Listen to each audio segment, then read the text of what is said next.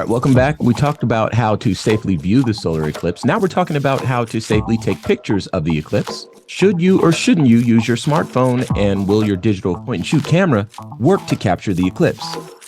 So to answer all these questions for us and to break it all down, some of the best ways to take pictures is Valley photographer Clive Christopher. You also do some photography of the solar system, right? Ooh, I'm too close to the sun, blinded by light to the golden one. This film experience is going to be a little different. So I'm going to ask that you get your phones out, because I will have you Google something in just a bit. In the meantime, keep your phone close and get it ready for use. No, but go in there. I leave Hold on. it all alone Hey, Keita, can we have Kesley skilled for mobile? She's just coming in the building. as I go back to the basics. Come on. You see her? Yes, but I'm looking at a report in a minute, okay? Not a problem. Take your time, Keita. Thank you. That's crazy. I'll set out on my own, take on the world and face it. At this time in my life, I'm 1 year removed from being hired to film the release of Tommy Chong's brand. I'm also working a job selling Comcast Xfinity home security, and I'm an astrophotographer with recognition from NASA. From 2014 to 2016, I went completely nocturnal because I wanted to photograph every planet in our solar system. And I also knew that the Horizons probe was going to fly past Pluto. I started in January of 2015 with Mercury and the Moon. Hours before I captured the UFO that was featured in Chapter 1, I was getting my rig set up and testing different focal points on the Moon. The reason why I sent this video to NASA is because I captured hydrogen and potassium particles surrounding the Moon, which indicates a thinning and possibly a sustainable atmosphere. You see that thin blue line just above the surface? You can also see this in the image that was taken during the Voyager mission of Saturn's moon Titan. That blue layer surrounding the surface is an indication of an atmosphere that could hold human life. I've logged thousands of observation hours on our solar system using this telescope and camera. Here's a picture of me taking this image while teaching an astrophotography class at a local community college. Photography of the sun is dangerous, and I love doing it, and it should only be done by professionals. Living in Arizona, we are provided with some of the best sunsets in the world. One of my earliest memories as a child when I first came to Arizona was learning survival skills. One of the things that they taught us was knowing the path of the sun. Knowing the sun rises in the east and sets in the west makes it much easier for you to determine north and south when you don't have a compass. One can get lost when traveling through the rugged terrains, and being able to navigate yourself back to safety is extremely important if you ever become lost in the desert. Civilizations throughout history have used the sun, moon, and stars for survival, agriculture, and to even build cities. Ancient civilizations around the world have built structures off of the alignment of the constellation Orion. One of these ancient civilizations, like the Egyptians, built structures in precise places on land that match Orion. Whether it was intentional is unknown. They dwelled here in the American Southwest.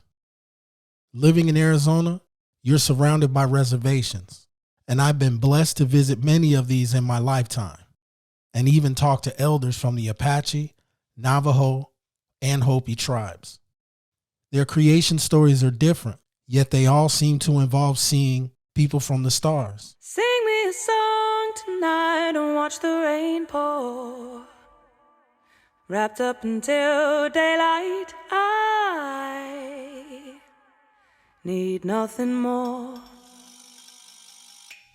I was actually born in Parker, but my reservation's up at Hopi, so I spent a lot of summers up there. and you would see craft all the time, almost every night. And then we have a thing called, they say they come to watch us. They say when they're flying by, they're not here to scare you, they're watching you.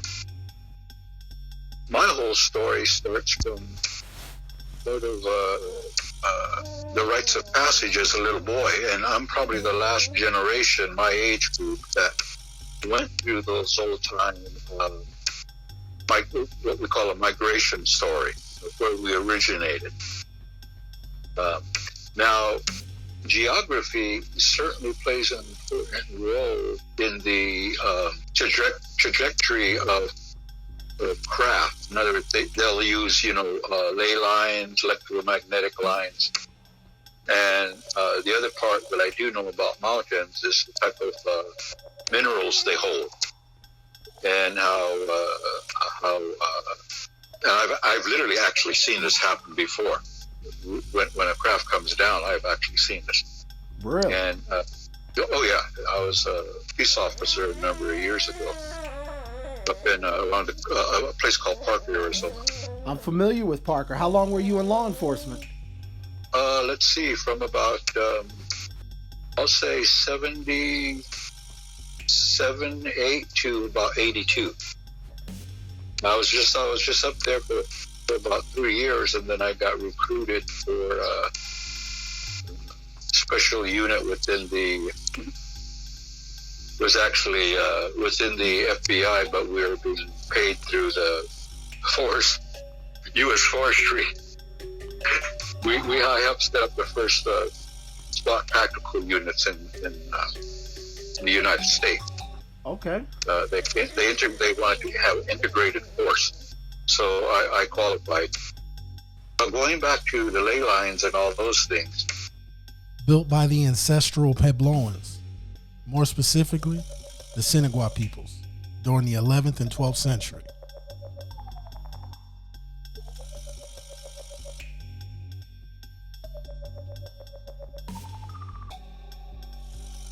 They were also known as the Anasazi.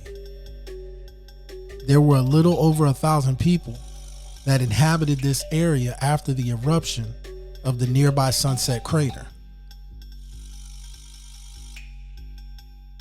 Upatki, translated by the Hopi language, means long cut house. This establishment had over 100 rooms. It also had a ball court and a community room. This is one of the largest sites in the area within a 50-mile radius. Agriculture in this area was thriving because of the soil from the volcanic eruption that fertilized the ground. This area thrived until about 1225, when the site was completely abandoned. The present-day Hopi say that the spirits of the ancestors continue to protect the land as it sits abandoned. There were more structures that were built by ancient peoples, which include Montezuma's Castle,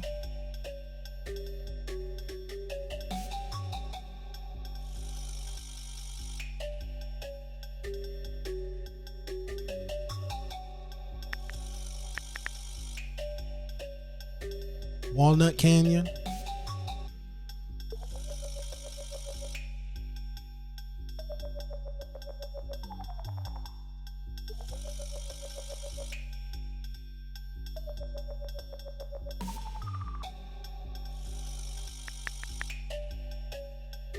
Homalavi,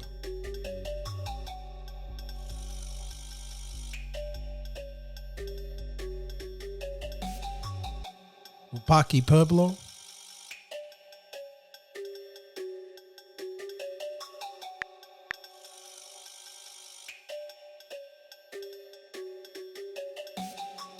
Betatakan,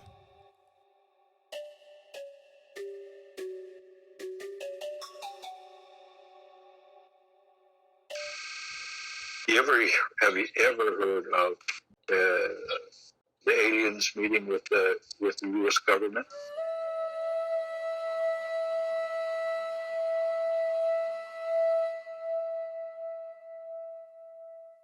Yeah, Eisenhower, I think it was in Yes, April. Yeah, 52 or something Yeah. like that, or 54. Yeah. Now, he met with the blue beings, blue aliens. Now, I never really heard about that until I was an adult. And, when I was a little boy, I had polio. And one of my nurses was a Hopi lady. And she was now retired, because I had polio when I was like from 4 to 7 in the hospital. I had to stay in the hospital. And so we're out on the Hopi reservation, and my dad says, "Hey, do you remember this nurse named Jenny?" I go, "Yeah, she was a nice nurse." And I'm like 24 now. He goes, "Well, she's retired now, and she says she wants to see you." And I go, "Well, what does she want to see me for?" My dad said, "I don't know, but she wants to see you." So we went over to her house. And then, she was, telling me what it was like when I was a little boy and all this kind of stuff. She goes, "But Kawa, he's telling me I need to show you something." Now, Kawa to us is like our source. It's not a God. It's not a grandfather. We don't have a male, although a lot of Hopis say that our sun god, Tawa, and is a male. They kind of Christianized it. It was never a male. But anyway, so when I talk about Tawa, I pronounce it differently from the Hopis would pronounce. But anyway, she says, this is Jenny, she says, "Yeah, there's something I need to show you. There's something you need to see." And I'm thinking, "Man, what is it?" She goes, and she goes, and we're in her living room. She goes, "It's not in here." She goes, "I don't keep it in here." She goes, "You have to come into my bedroom." So I and my father followed her into the bedroom. And lo and behold, she has a picture of she and Eisenhower standing with the Hopi Mesas in the background. Apparently she was his nurse while they were having this meeting, Yeah. The only other person that saw that was my dad and her. And I don't know whatever happened to that picture at all, but she was all dressed nice and proper, There he was, Eisenhower. Then it was after I saw that picture, that's when I heard about the conspiracy thing about the government meeting with them. Yeah, it took place in California. I think it was California. Well, I'm telling you, I saw a picture of she and him with the Hopi Mesas in the background.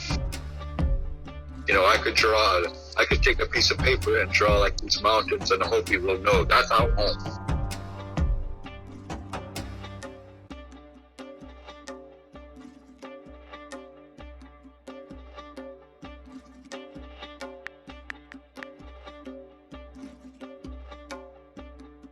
These mesas are so recognizable and significant because the ancient dwellings that sit up there are aligned with Orion's belt.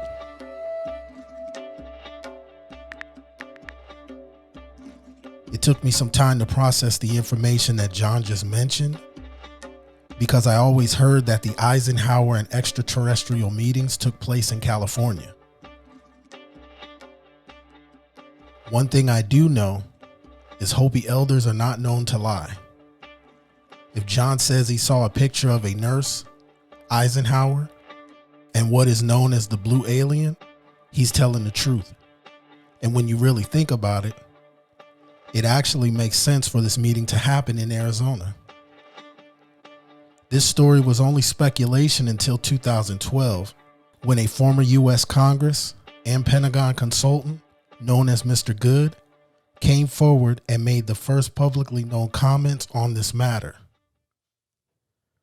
Mr. Good stated that there were in fact 3 different meetings that took place between President Eisenhower and extraterrestrials during 1954.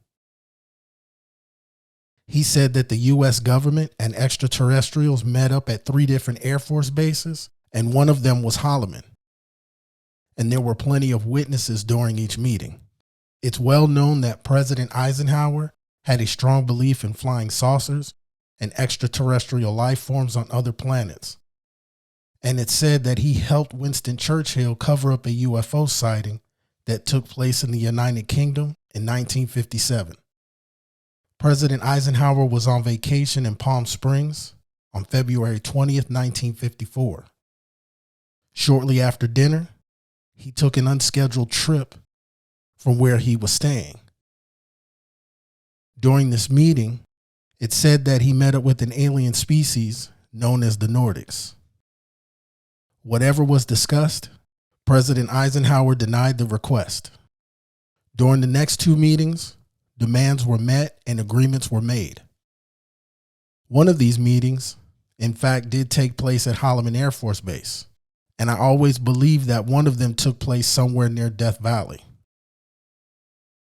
So to hear John mention a nurse that has taken care of him since he was a little boy, showed him a picture of President Eisenhower, herself, and a blue alien, could very well be the 3rd location where the other meeting took place. With the military infrastructure that Arizona had during that time, and Area 51 just going online, this actually makes perfect sense for a secret meeting to take place in Arizona. See, when it comes to the origins of the Hopi, they will tell you that they come from the blue star planet of Orion. Also, knowing the layout of ley lines and the minerals that Arizona holds, it's extremely possible that this meeting could have taken place due to the sacred lands here in Arizona. Our native community here in the Southwest has one of the most fascinating creation stories I've ever heard.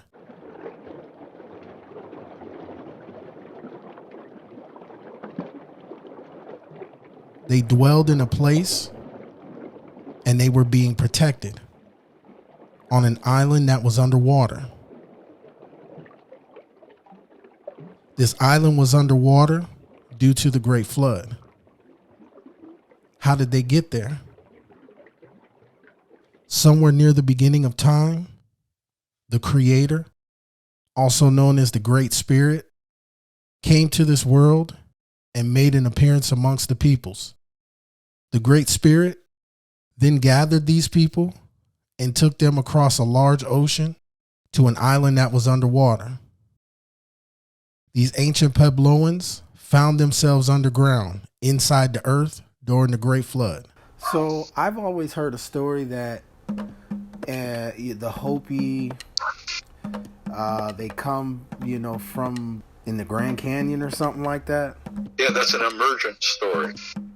And that one has to do with basically the evolution of mankind.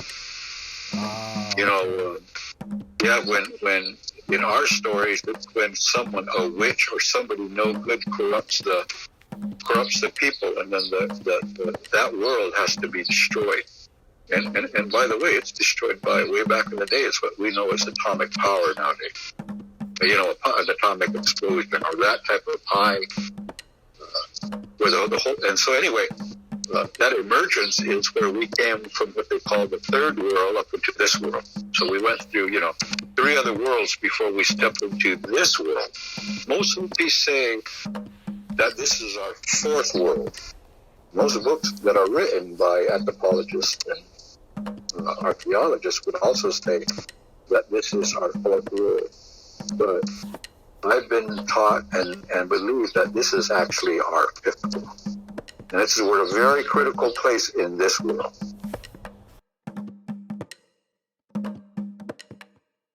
When that time did come for the ancient ones to emerge from the 3rd world into the 4th, that's exactly what they did. They they climbed upwards from the underworld.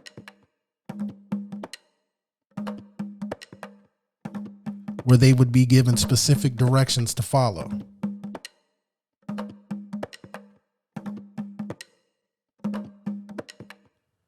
When they came to the surface, it's widely known that they emerged deep within the Grand Canyon. When this happened, they met what they called the caretaker of this earth, who is known as Masa. This is where they learned the traditions of honoring Mother Earth and respecting the land.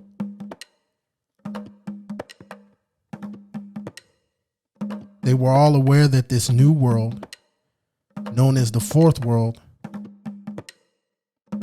was a gift from Masa. They were instructed to find the center place, which was known as their home. So they were told to travel in 4 directions.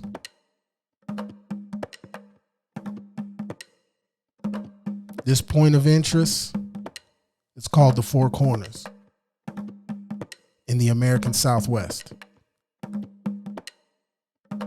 The ancient Puebloans were given a task by Masa to travel great distances as far as the earth would allow them to go. Each of the 4 groups were given a set of 2 stone tablets, and they were given specific instructions on the handling of these tablets. The set that resides here in Arizona is missing the corner and was taken back to its homeland, awaiting the return of the Hopi.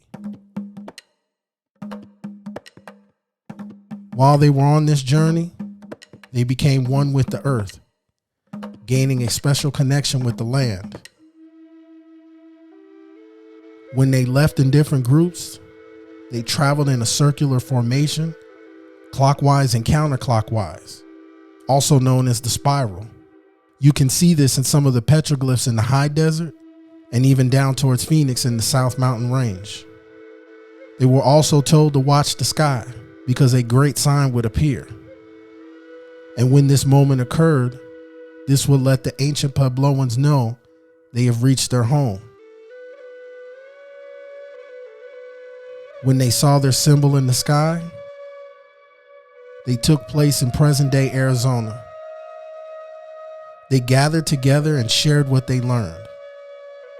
Through this shared knowledge, produced ceremonies and traditions that have been practiced for many years. Located near the second mesa on the Hopi Reservation,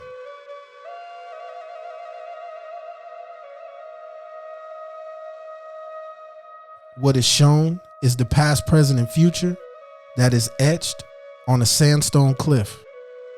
The petroglyphs that are depicted show the Hopi emerging from the sacred underground. There's also a sacred trail that starts at the Hopi Mesa, which ends at an ancient shrine located in the Grand Canyon.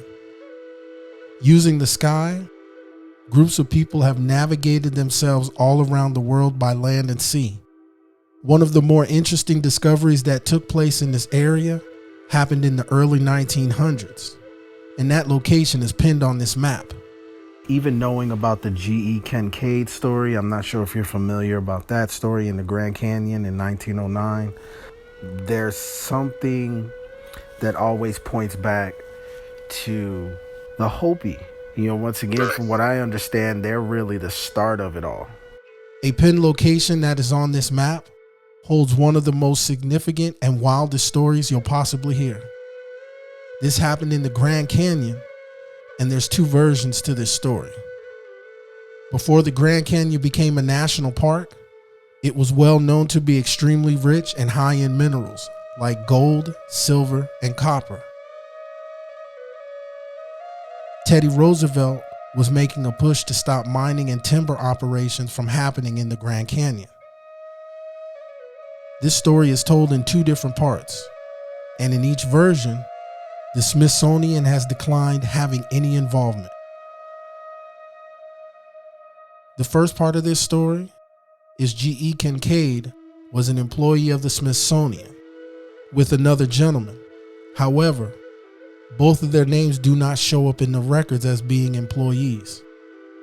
The second version goes that Mr. Kincaid decided to go and try to find some gold and silver one last time before the Grand Canyon officially became off limits. He's traveling through the Grand Canyon on the Colorado River in a canoe.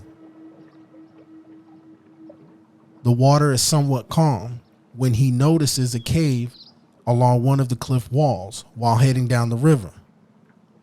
He takes his canoe and makes his way towards land, all the while keeping his eye on the cave. Once he makes it to land, he secured his canoe and began to attempt to climb the steep canyon walls. He eventually found a very old stairway that led halfway up to the cave. After climbing some of the canyon walls, he makes his way to the entrance of this cave that clearly appears to be man-made. He then walks inside, clicks his flashlight in the on position, and immediately sees writings on the wall that was not English or that of the natives. What was written was Egyptian hieroglyphs. This hidden elaborate city went about a mile into the cavern and was completed with Egyptian and Tibetan sarcophagus throughout the cave system. Once G.E. Kincaid was done investigating, he covered up the cave, made it back to his canoe, and eventually out of the Grand Canyon. He went to a local newspaper and told reporters about his discovery.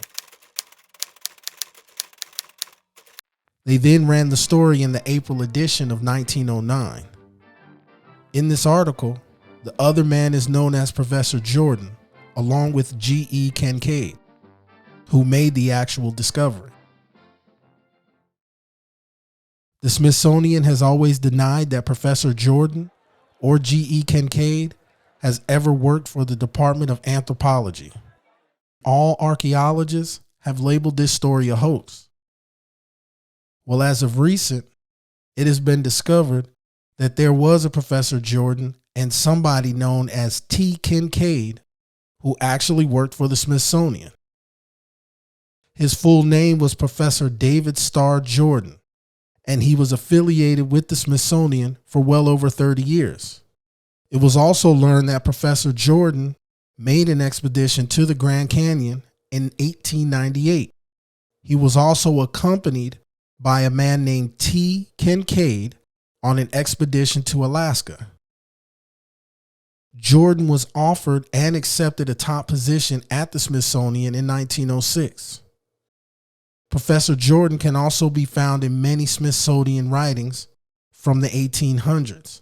And as of recent, the Smithsonian dedicated an entire page to Professor David Starr Jordan on their site. Hidden Egyptian cities deep within the Grand Canyon sounds absolutely crazy. But here's some interesting facts. Where the Hopi Reservation is located, if you stick a pin through the earth, that pin would come out in Tibet. One of the 4 sets of the Hopi tablets is in Tibet. Are you familiar with the Hopi tablets? Right, yeah. Okay. You know, I can't remember the dates, escapes me, but pretty much predicted World War II. Couple of things that it predicted, right? These Hopi tablets. Yeah. Not specific dates, but there was a timeline, yeah.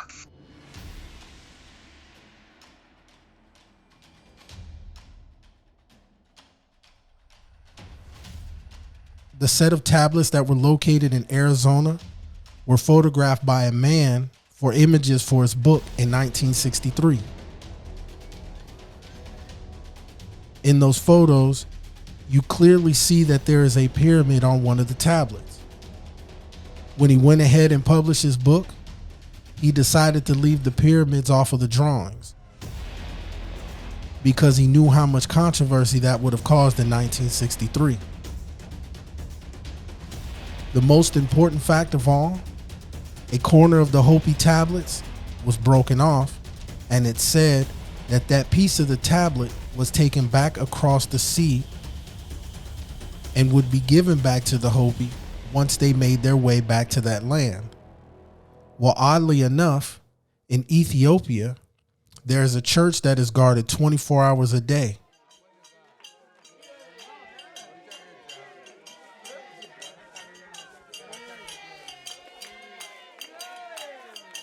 Also known as the Church of the Ark.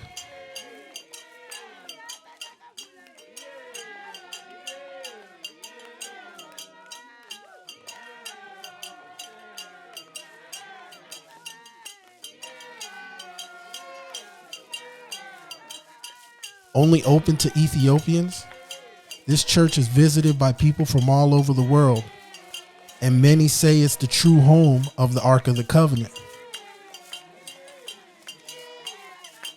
People of the West are not allowed, and the guards are known to get upset if you even approach the gates. If it's discovered that the corner of the Hopi tablet is located inside that church, that gives validation to their origin story. How could influences of the indigenous natives of this land be all the way in Ethiopia?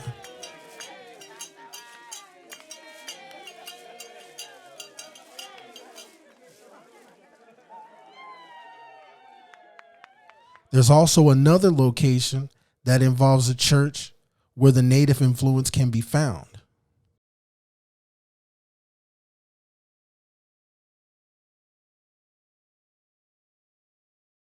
Presently, this chapel is a hotspot for paranormal and ET activity. More specifically, an alien portal. Founded in 1446 by Sir William St. Clair, in present day, Rosslyn Chapel is famously known for being in the film The Da Vinci Code.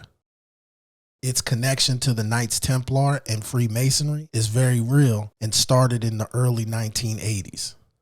However, there's an even deeper connection. Visitors have experienced strange occurrences that led them to believe that there may be a portal inside this chapel. One of the things that John mentioned was having an understanding of ley lines and how the energy coming from the earth can be felt by certain individuals. Going back to the ley lines and all those things. Many people believe it's an invisible yet powerful force that connects you to the land. Locals say that ley lines run beneath Rosslyn Chapel. Scholars believe that ancient peoples used ley lines as safe paths of voyage on landscape. The origins of ley lines come from Europe during the 1920s. They were first recognized by a gentleman named Alfred Watkins. In his book called Old Straight Track, what Alfred observed was safe, straight lines of passage from sacred ancient sites, mounds, and places of burial in a pattern. These observations made him draw the conclusion that this is how ancient peoples traveled from point A to point B safely. Watkins also believed that the ancient peoples built sacred sites at the starting and ending points of these lines as markers. Future generations would continue this tradition by building updated sites on top of the original structures attached to the ley lines.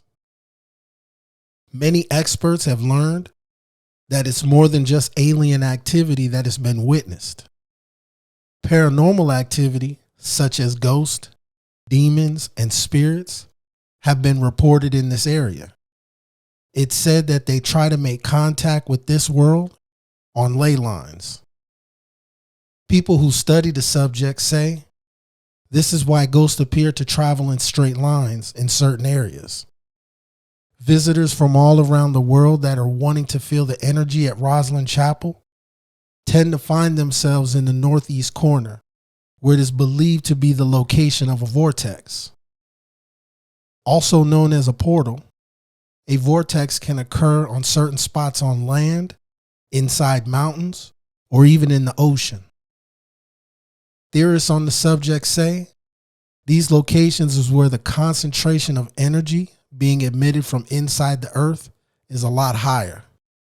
These locations are where ley lines cross. Observations from experts show they have experienced and documented tingling sensations, vibrations, and even sound. The chapel itself, it's said to have been designed in secret code, and the secret code involves the use of sound.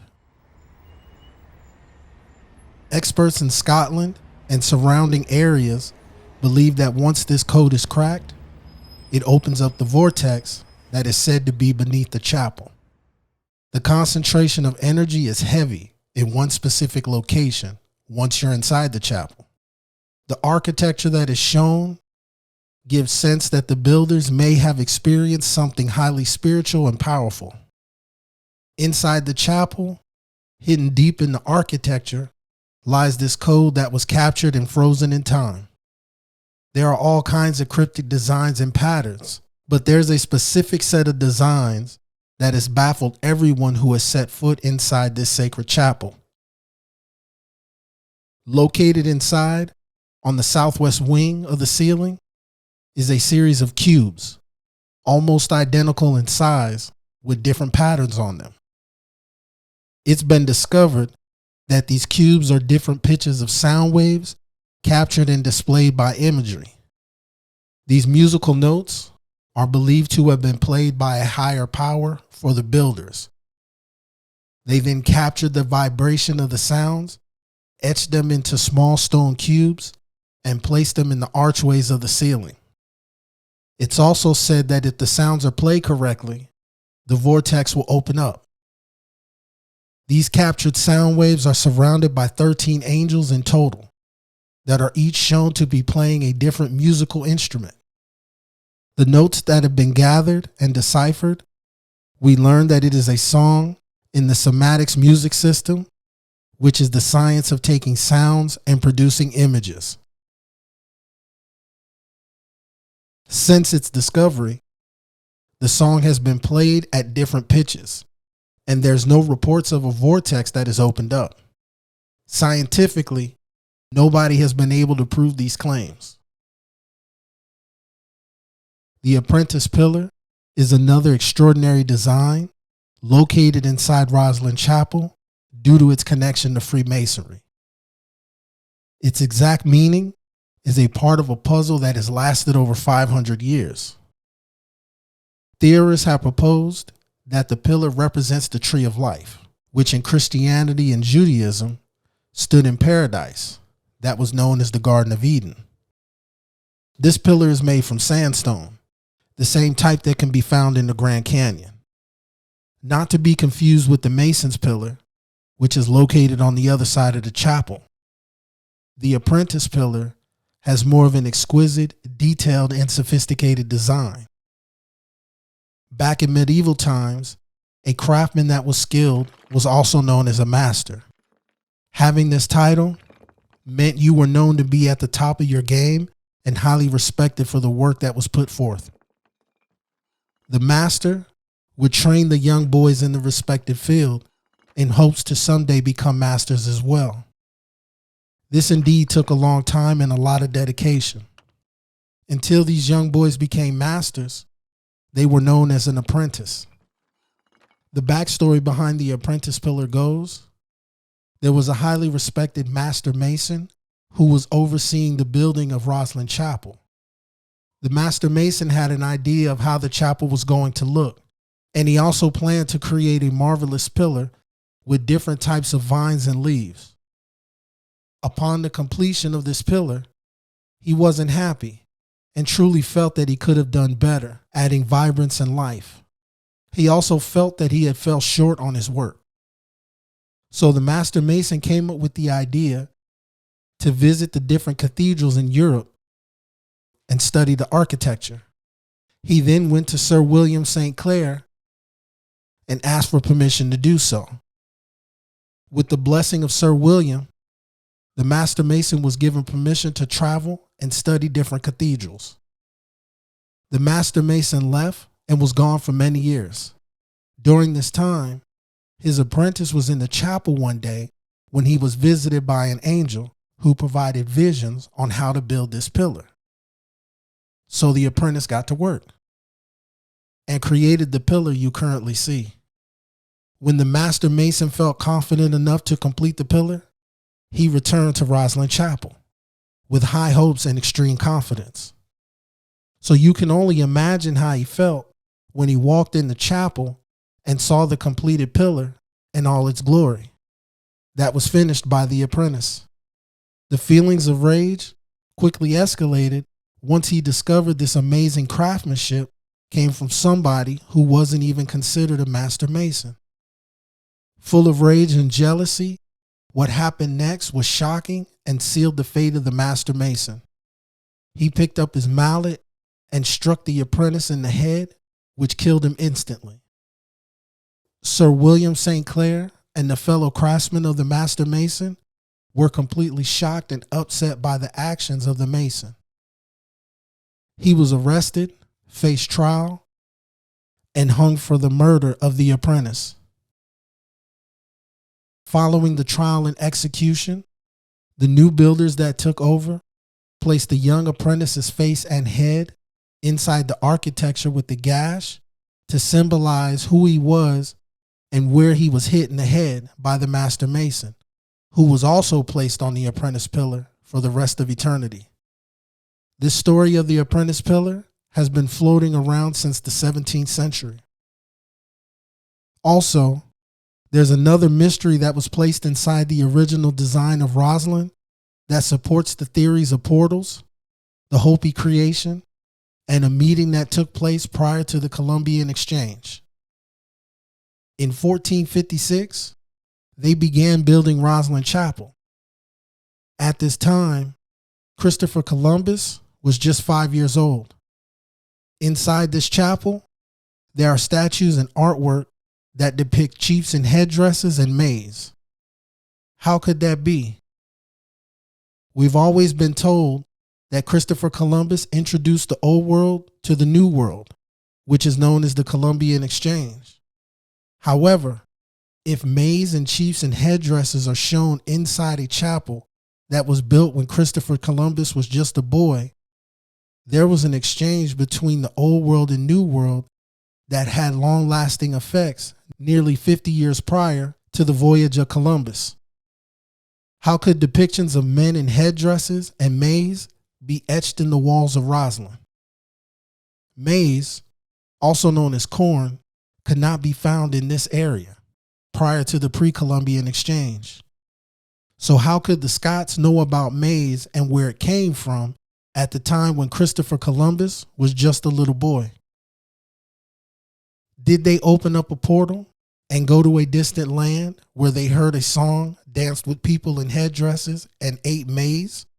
Or did they simply know the history of a chosen group of individuals removed and moved to a new world? The influence of the indigenous peoples of the Americas can be found all over the world at unexpected times in history. Knowing this and having an understanding of their creation story, you have to take a serious look and question, were they really brought here from Africa and placed inside the Grand Canyon during the Great Flood by the sun god? There's also a legendary story that says hieroglyphs along with Tibetan and Egyptian sarcophagi were found in the Grand Canyon. The Hopi tablets show an image of a pyramid. And if you weren't aware, it's known that there's pyramids inside the Grand Canyon, like this one. And there's landmarks with Egyptian names. To top it all off, once the ancestors of the Hopi saw the sign in the sky and settled, they built their ancient structures to match the constellation that contains their home. These locations on a map are aligned with the stars in Orion with precision. The ancient peoples were able to chart out the star system on rugged terrain without error. This might be the most sophisticated charting of a constellation on land in the world. Some of these are built on walls of canyons, near volcanic activities, strategically placed in this area. The distance between the stars in Orion's constellation fits the distance between the Anasazi ruins here in the high desert. This is not a coincidence.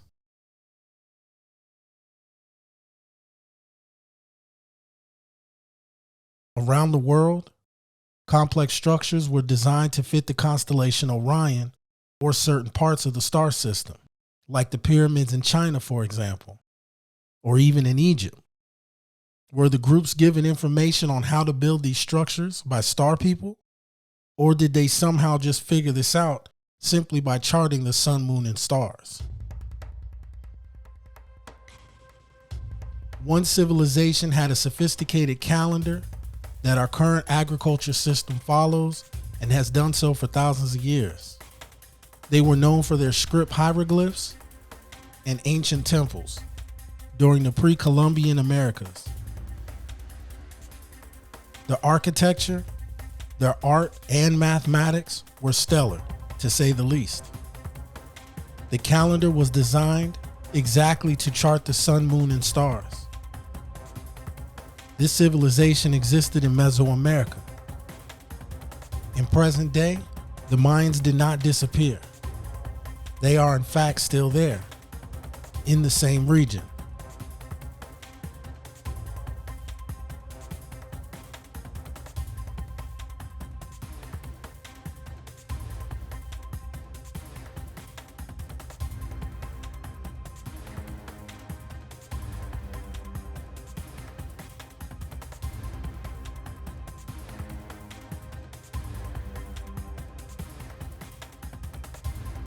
With nearly 6 million people, they are the largest indigenous group that is north of Peru.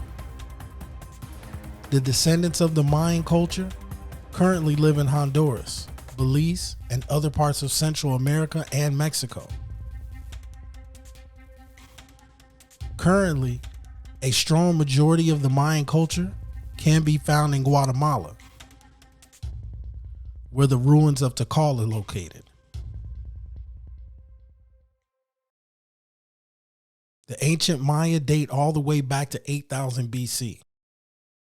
This is known as the Archaic period for the Mayan culture. Around 6000 BC is where they began experimenting with domesticating plants. The surrounding climate allowed them a difference in crops, like squash, beans, and maize. The Yucatan Peninsula is widely known as the cradle of civilization for the Mayans. They were led to these lands by people from the sky, possibly their distant ancestors. It's widely known that the Mayan civilization may have had extraterrestrial contact. The Mayans had access to information that the Catholic Church was trying to get rid of. They had an advanced system of knowledge, and when asked about their origins, the response is always, it comes from the gods. Their cities were massive, and some still lay hidden beneath the jungle floor. Recent LiDAR scans of the jungles revealed a hidden city that had yet been discovered that was nearly the size of Manhattan. One of the real important areas is Chichen Itza, because it said the gods visited this city. El Castillo, which is also known as the castle, this pyramid has a special design that aligns with the solstice. On two specific dates, March 21st and September 21st, the opposite side of the pyramid of the rising sun shows a triangular pattern of lights that descend down towards and into the ground. At the base, where the triangular pattern lights descend, is the head of a snake. It's said that this is a representation of their god, Kukulkan, who was a deity that looked like a serpent that was able to fly in the air. It's believed that this temple is built here to honor that god.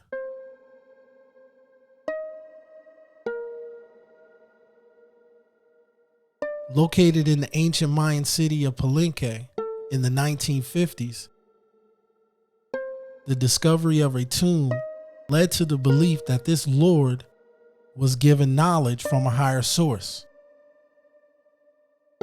His name was Lord Pakal. Lord Pakal and his depiction in the Mayan temple is another reason why people believe that the Mayans were visited by extraterrestrials. In this depiction of Lord Pakal, it appears that he is sitting in a chair operating some sort of craft that has knobs and dials. He appears to be looking through an ocular piece, and his feet look like they're on a pedal. How advanced was the technologies that the Mayans possessed? During the acquisition, many of the Mayans were forced to switch to Christianity, and during this period, more than 5,000 scrolls and priceless images were destroyed. These actions destroyed major historical records that belonged to the Maya civilization. It was widely known in the burning and removal of these records, it contained their origins and history of how they obtained this knowledge that was given to them. What some would consider the most advanced piece of technology they possessed, and it was really ahead of its lifetime. This calendar has so many different features besides agriculture. It tracked important dates, which they believed involved activities between gods and humans, which means they also predicted the future. They used this calendar to determine which dates to go to battle, to name people, and to even come up with dates for marriage. The Maya were phenomenal astronomers. They have records on the movements of the moon, Mars, and other planets. And they even accurately predicted the solar eclipse of 1991. In the Dresden Codex, it contains information on the movements that were charted by the Mayans of Venus, the moon, and Mars. They were also able to calculate when lunar eclipses would happen based off of observations and tracking the motion of Saturn and Jupiter. The oldest known surviving book from the Americas was written by 8 different scribes, each with a unique style, around the year 1150 in the Yucatan Peninsula.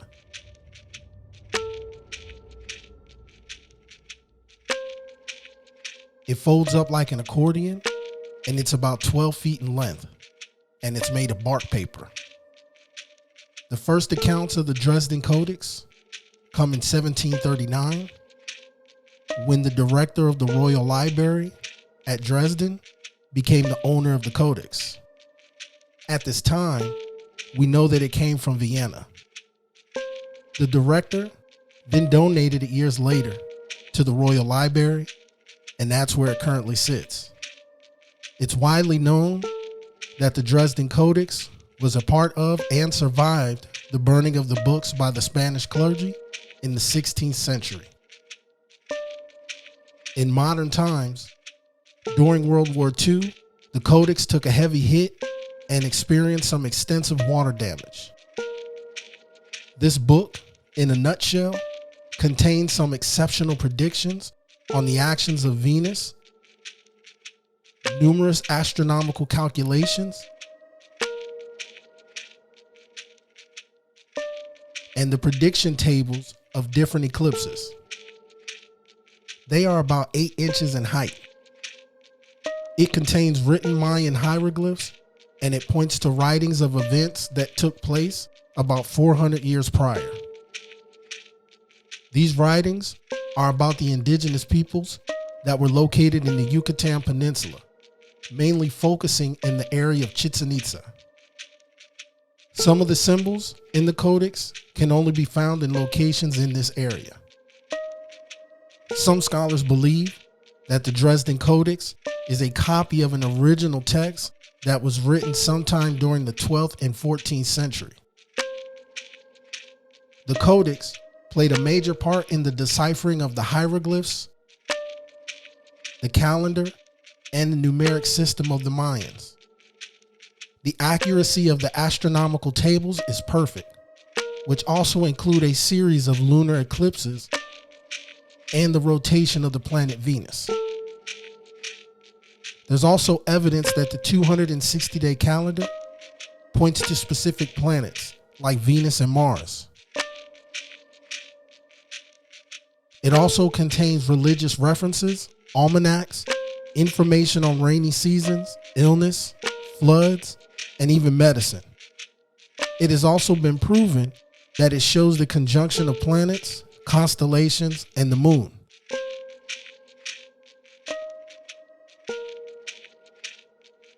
The most important feature of the Dresden Codex is the complex number and writing system that the Mayans possessed. The numbers consisted of lines and dots. The dot represented a single digit, and the line represented 5 digits. The number and writing system was introduced by the priests and astronomers, mainly for their astronomical calculations that coincide with the calendar. The Mayan calendar itself is made up of 3 major components.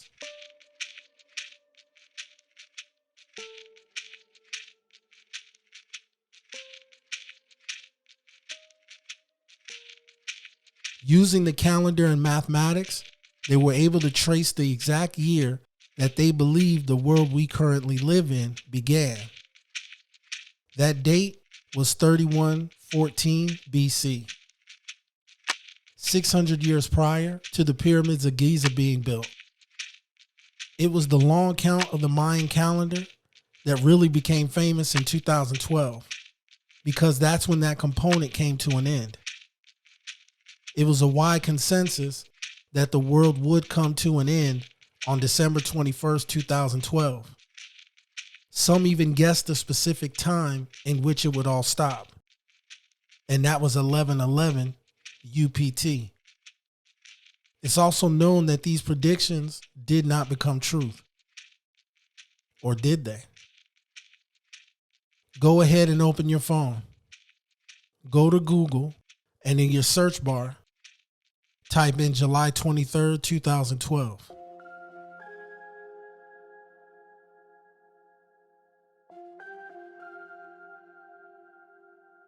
The activities and events that took place on this day happened. On July 23rd, 2012, our sun hurled 3 super coronal mass ejections that were directed at Earth, also known as super solar storms. One of these solar superstorms was large enough to wipe out any planet in close proximity. Before I go any further, let me break down some of the characteristics of our sun. The star that supports our solar system, its activity is continuous, somewhat predictable, and extremely violent. And it will continue to see an uptick until 2025. One of the things we've learned about our sun is that every 11 years, the magnetic north and south poles flip. One of the strongest events that occurred on the sun in recorded history took place in 1859, known as the Carrington event.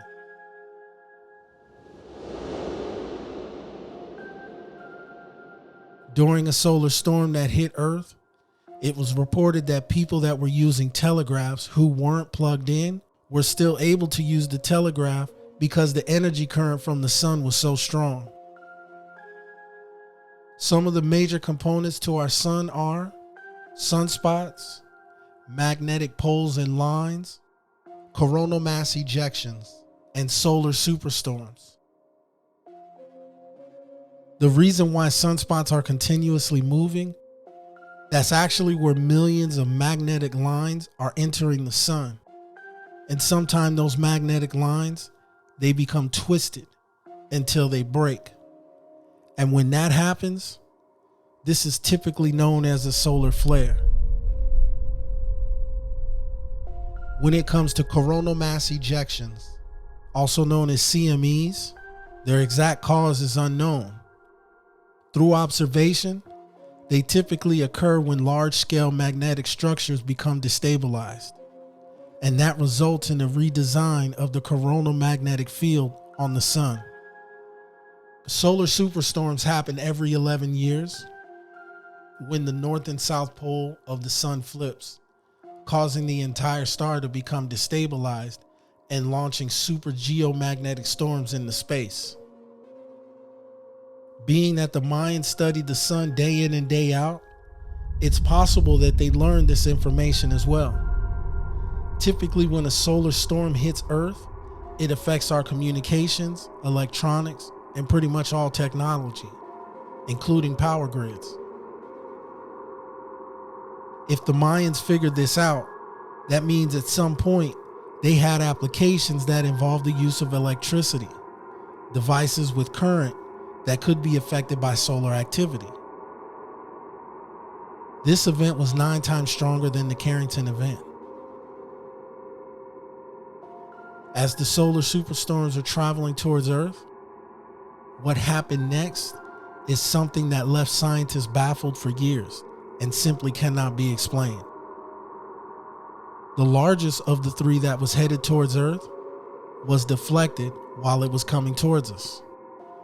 Something out in space sent that massive storm away from us that would have been catastrophic to the surface of Earth. In fact, the other 2 smaller superstorms nearly missed us as well.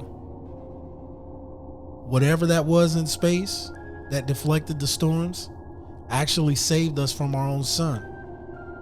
Some whistleblowers came forward about this event.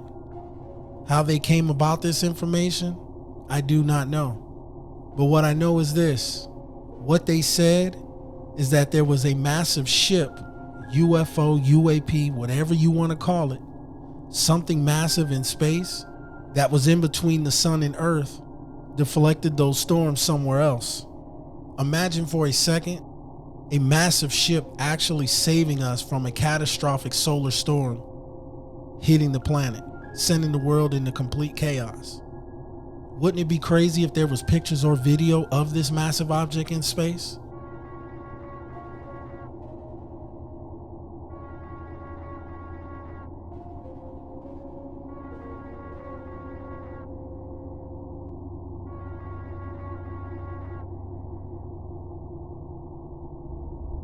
A composite of images that was collected by NASA's Goddard Space Flight Center caused quite a stir on the internet. The captured images by the Solar Dynamics Observatory and were later processed and observed by scientists show something strange. This video later got a lot of attention on YouTube. There appears to be a very dark object, large and circular, that approaches the sun. You then begin to see what appears to be plasma being drawn from the sun. Online viewers began to speculate and said that it looks like a massive ship that was drawing energy from the sun. Some even went as far as saying that it looked like it was refueling. Keep in mind, this is official NASA video, and all of this information is public domain.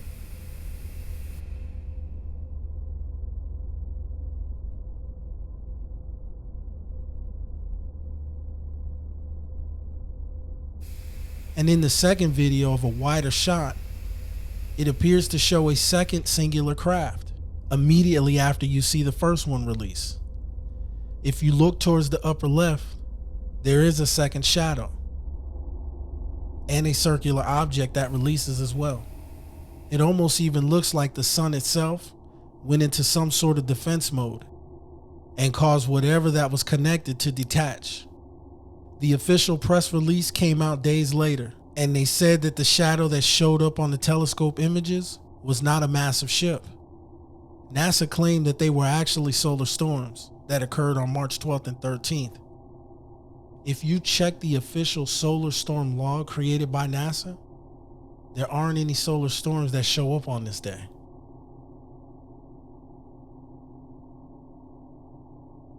They said that what shows up in the pictures and video is quite observable.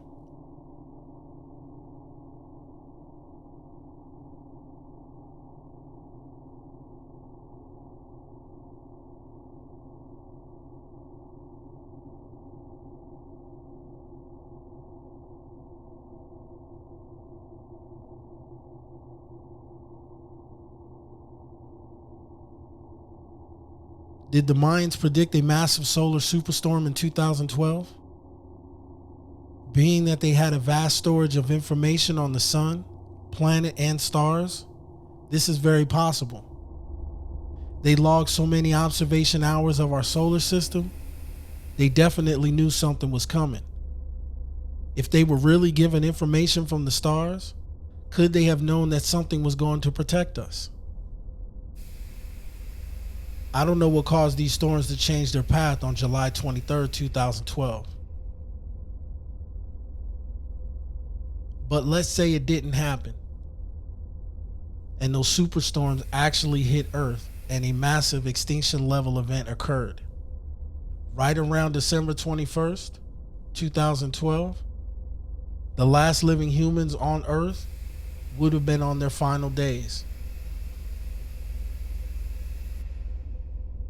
Whatever saved us from those 3 superstorms was definitely on our side. The one thing I know for certain is this, is we are living on.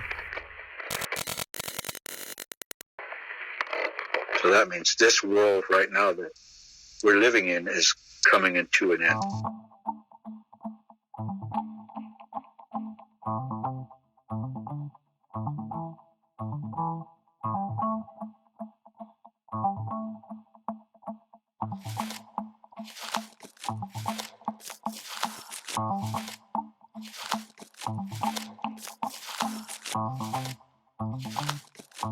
But anyway, up in Barker one morning, real early in the morning, 3 o'clock in the morning, I was coming from the southern area of the reservation near Ehrenberg, Arizona. And a craft comes down. Actually, at first it was a beam of light. It looked white, but it obviously had all these different sparkles and colors in it, like a rainbow.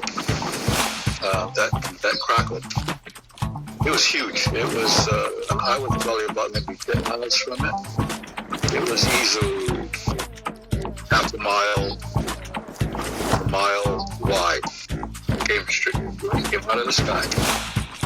And then the light went into the earth. And then about 8 to 10 minutes later, I could see the light emerge, starting to emerge, but there was still the moon. I could see the moon, and the moon, I saw the shadow of a ship come out, and then the light went bright again, and then it took off really quick. Now, I didn't see it come in. All I saw was just this light, and then it went into the earth, but I did see how fast it took off. And my patrol unit, radio went off, everything like that happened. I had passed a Carnation milk truck, 18-wheeler. So we were standing there talking and watching what the hell was going on. We were both scared.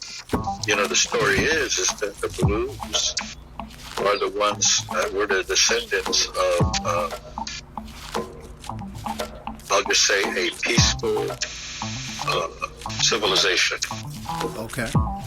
And the other one they call the Greys, which are a lot of people that say that, you know, they equate those to the reptilian. We actually, the last time I saw it was probably about 50 years ago in our village. We have what they call one of those watchers. And, well, it might have been more than 6 years ago because I used to have a tourism business. And 2 of my clients were up there, and they actually wanted to look at archaeological sites. And of course, we went to the Grand Gallery in Utah, and I was telling them how the people were actually aliens. This is a portal and all this stuff, and they didn't really believe that. But they had actually booked me for a whole month. We were rented a house in Sedona, and we were going to Pentagon, Arizona. Anyway, we go back to Sedona, and then one of my cousins calls me. He says, "Hey, we're having a gap this weekend. Why don't you come up?" This is up in Palaka, Arizona, Wood Reservation. So So my clients would go, hey, we got an opportunity, man. See this now. So we're going up there, and so then I started telling them about, about the alien connection up there.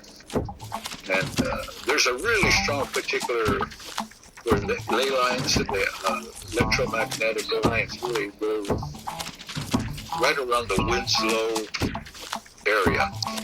Of course, to the west is Flagstaff and the mountain, which we call our Kachinas live in a mountain. They're alien connected as well. Our Kachina don't. We go up to the dam, and I tell them we have this thing called the Watcher, kind of a clayish yellow skin tone. It's real short. And I told them, last time I saw it, I was a little boy. And I was just conversing. So anyway, the Kachinas are dancing, and then they take a break, and then to one side I saw a group of kids coming out in a pack. And I knew that was strange. So I looked in the middle of the group, and lo and behold, man, there was that Watcher. And so I tell the ladies, I whisper because there's people around us. I say, don't scream, don't, say, oh my God, tell them everything what not to do. Don't act surprised. I said, but tell me what you see in the middle of that group. And one of the words was, we need to leave.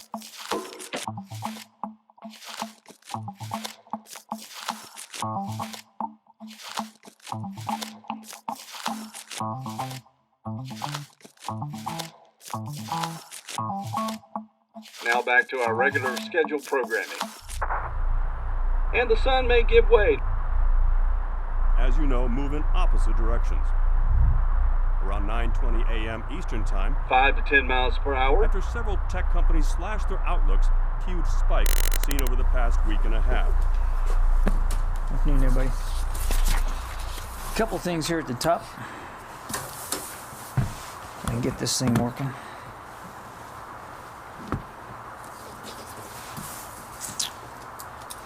Okay, let's see. We have a space case at 145th and St. Nicholas Avenue.